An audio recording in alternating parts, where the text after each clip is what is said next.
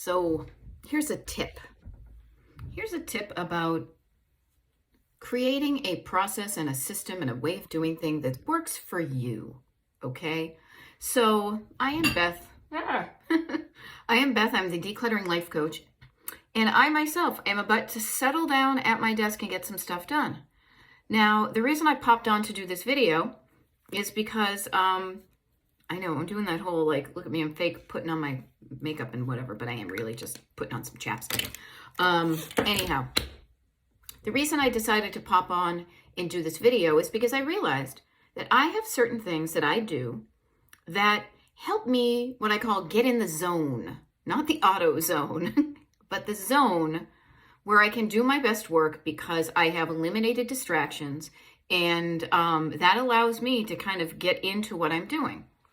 Now, that isn't to say that it works for long stretches of time or whatever, but I set myself up, I set myself up for success by some little things that I do that help me get closer to where I can really be productive and feel good about it. I recommend that you figure out what are the things that you can do to get yourself in your own respective zone so that you can do some work, some decluttering. So like, for example, one of the things that I recommend to people, but I don't do it myself, is you could put on some music to make decluttering fun. You can put on some upbeat music and you dance around, and then you can even listen to like X many songs, and you could time it to say, I will declutter for 10 songs. And if 10 songs are 3 minutes apiece, you could do that. Make it fun. You could also just make sure you're comfortable. Put on some shoes. I've heard that if you put shoes on, you're more likely to get stuff done. I kind of have shoes on, I get little flip-flop things, but that might work for you. What works for me is something that I picked up when I was in a corporate job, and they had that open office complex, like open air thing, and I really found it hard to concentrate. I have a bit of like short attention span theater in my life, and so what I learned from that, and also because it was often really cold, is a habit that still works for me that carries over from that job is I will, even if it's quiet in my house, I will put on earbuds, even if there's nothing in it, just to kind of cut down on random noises so I don't go, squirrel, what, huh?